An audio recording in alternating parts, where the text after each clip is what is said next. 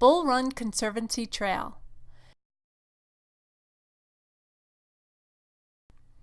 Watch it, make it, like it, and support us by subscribing. Thank you.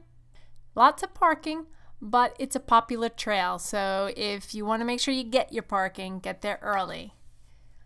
It can get muddy as well if it snowed or rained. We used trail boots and we were fine.